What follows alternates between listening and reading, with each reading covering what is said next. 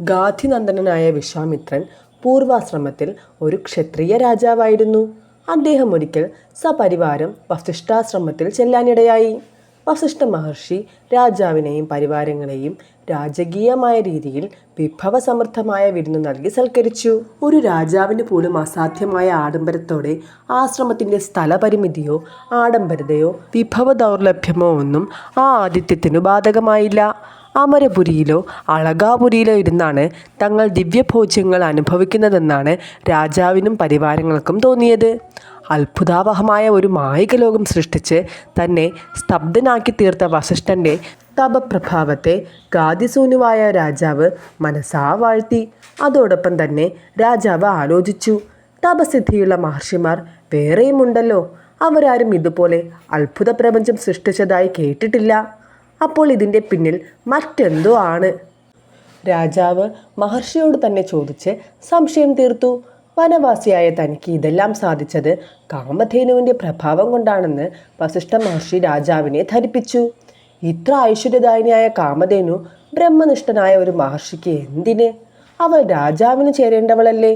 രാജാവായ വിശ്വാമിത്രൻ്റെ ചിന്ത പോയത് ആ വഴിക്കാണ്.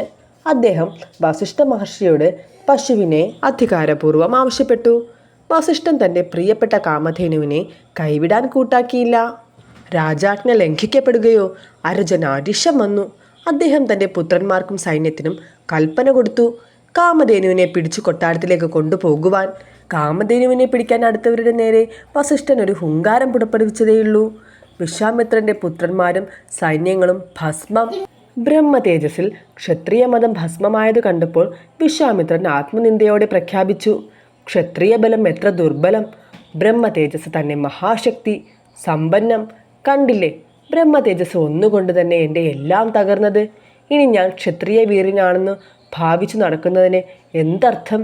തപസ് കൊണ്ട് ബ്രഹ്മതേജസ് നേടാമോ എന്ന് ഞാൻ നോക്കട്ടെ. വിശ്വാമിത്രൻ ശേഷിച്ച പുത്രന്മാരെ രാജ്യഭാരമേൽപ്പിച്ച് തപസ്സു ചെയ്യാൻ ഹിമാലയത്തിലേക്ക് പോയി. പരമശിവൻ പ്രസാദിച്ച് പല ദിവ്യാസ്ത്രങ്ങളും വിശ്വാമിത്രന് കൊടുത്തു. ദിവ്യാസ്ത്രങ്ങളുമായി വിശ്വാമിത്രൻ വീണ്ടും വസിഷ്ഠനോട് കയർത്തു. വസിഷ്ഠൻ ഒറ്റ ബ്രഹ്മദണ്ഡം കൊണ്ട് ദിവ്യാസ്ത്രങ്ങളെ തവിട്ടുപൊടിയാക്കി. വിശ്വാമിത്രന് വാശിമൂത്തു. വീണ്ടും തപസ്, ഉഗ്രമായ തപസ്.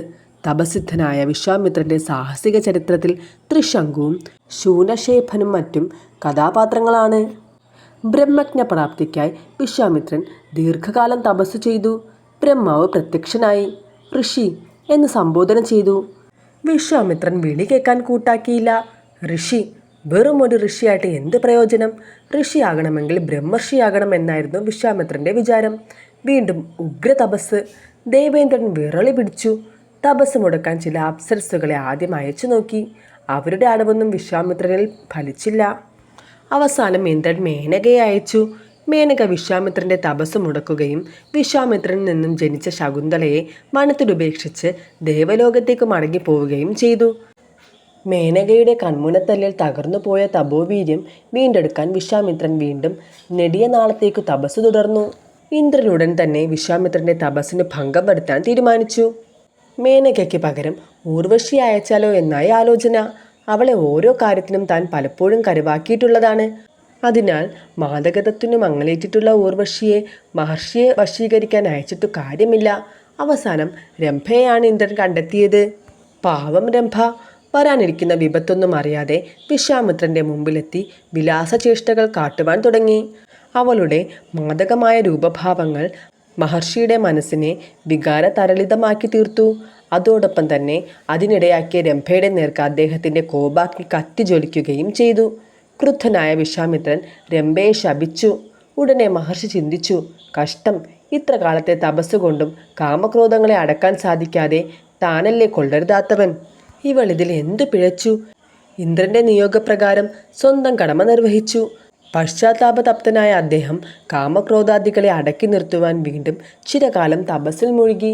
വിശ്വാമിത്രൻ്റെ കഠിന തപസ്സിൽ പ്രീതനായ ബ്രഹ്മാവ് പ്രത്യക്ഷപ്പെട്ട് മഹർഷിക്ക് ബ്രാഹ്മണ്യവും ദീർഘായുസ്സും നൽകി അനുഗ്രഹിച്ചു. ഇനി നിനക്ക് എന്തു വേണം? ബ്രഹ്മദേവ, അവിടുന്ന് എനിക്ക് ബ്രാഹ്മണ്യം തന്ന സ്ഥിതിക്ക് 4 വേദങ്ങളിലും ഓങ്കാരവഷ്ടകാരങ്ങളിലും ആധികാരികത കൂടിത്തരൂ. അവിടുത്തെ ആത്മജനായ വസിഷ്ഠനെ പോലെ എന്നെയും ബ്രഹ്മർഷി എന്ന ആളുകൾ അംഗീകരിക്കട്ടെ. അപ്രകാരം ഭവിക്കട്ടെ. അനുഗ്രഹമുദ്ര കാട്ടി ഇത്രയും ഉച്ചരിച്ച് ബ്രഹ്മദേവൻ അന്തർധാനം ചെയ്തു. ക്ഷത്രിയനായ വിശ്വാമിത്രൻ ആദ്യം തപസ്സു ചെയ്ത് രാജർഷി പദത്തിലെത്തി. വീണ്ടും ഉഗ്രമായ തപസ് അനുഷ്ഠിച്ച് ബ്രഹ്മർഷി പദത്തിലും എത്തി. അത്രമാത്രം പുണ്യചരിതനായ മഹാത്മാവാണ് വിശ്വാമിത്രൻ. ശതാനന്ദൻ പറഞ്ഞു നിർത്തി. വിശ്വാമിത്രനെ സംബന്ധിച്ചുള്ള അത്ഭുത കഥകൾ കേട്ട് അവിടെ കൂടിയിരുന്നവരെല്ലാം വിസ്മയാധീനരായി. വിശ്വാമിത്രൻ അപ്പോഴും ഘനഗംഭീരനായി ഇരിക്കുകയായിരുന്നു.